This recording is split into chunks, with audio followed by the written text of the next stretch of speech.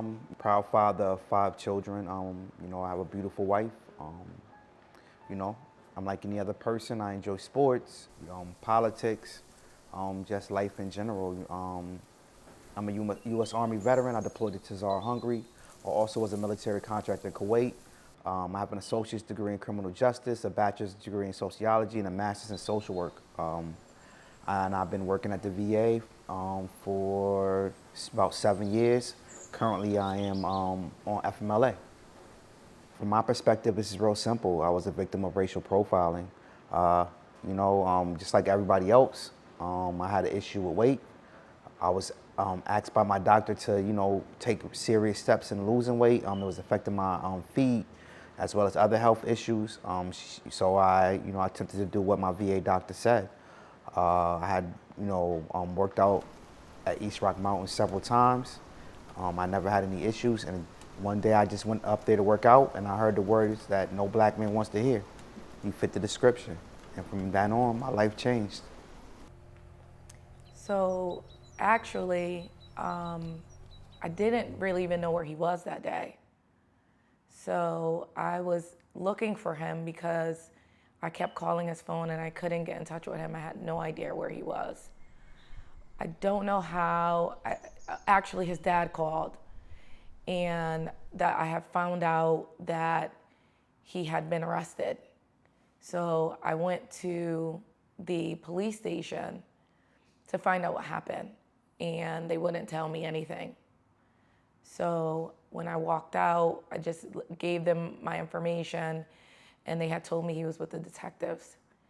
So when they actually allowed him to make a phone call to call me, that's when I found out. And I said, what's going on? Why are you in jail? And he said, because they're accusing me of masturbating in public in front of children.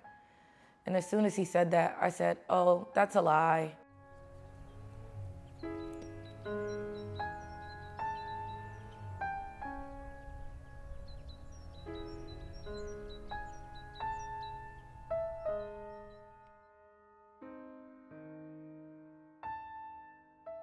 So they had told me that they were looking for a man who had conducted a lewd act in front of children, a sexual lewd act in front of children. So I knew when they charged me with that it'll forever change my life. I knew that that's something that even if you went in court, it was something that is going to be, that's going to affect you for the rest of your life. And so I was very upset. To be quite honest, I was afraid. I knew this was serious, and I knew this was something that I would have to fight for the rest of my life, and it hurt me to the core.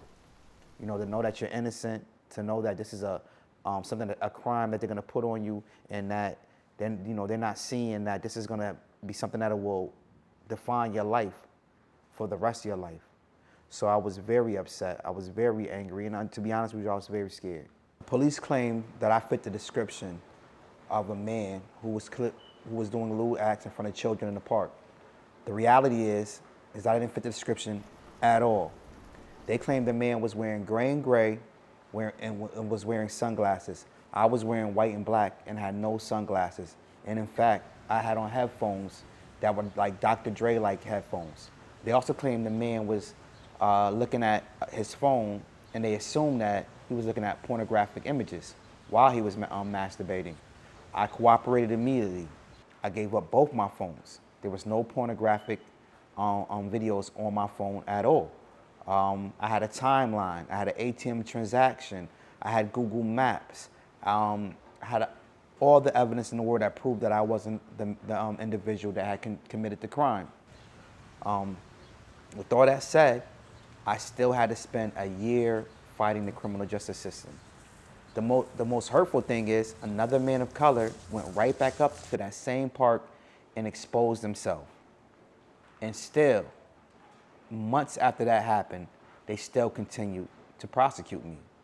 Ultimately, all the charges were dropped without the establishment of probable cause, but it did not change my life at all. Reporting false information through the news is equally the same as shooting someone on the street because it assassinates someone's character. And from that, how do you rebuild yourself?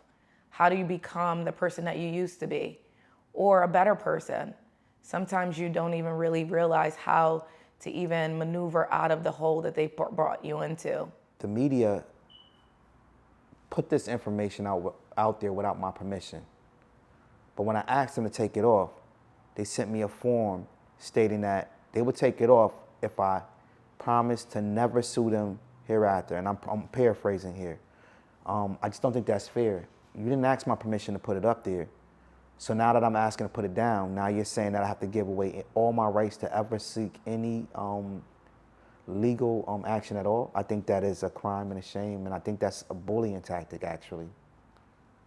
So, I mean, I feel like, look, you know, everybody benefited off tearing me down, but nobody wants to actually put anything into building me back up. And that's the media, that's the VA, that's the police, that's the whole city of New Haven, and every politician that's a part of it. And so that's what ends up happening when people are falsely accused of crime, and then the apparatuses that's supposed to protect them just leave them for dead. You know, taking a man's livelihood always has a stress on his life. You know, my wife had to take up all the bills. She had to pick up all the slack. I lost $65,000 a year.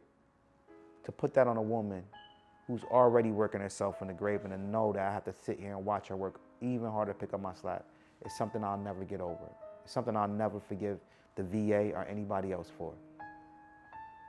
You know, the fact that my children had to Google that, the fact that, you know, they had to go to school with this scarlet letter red on their face, nah, I'll never forgive that.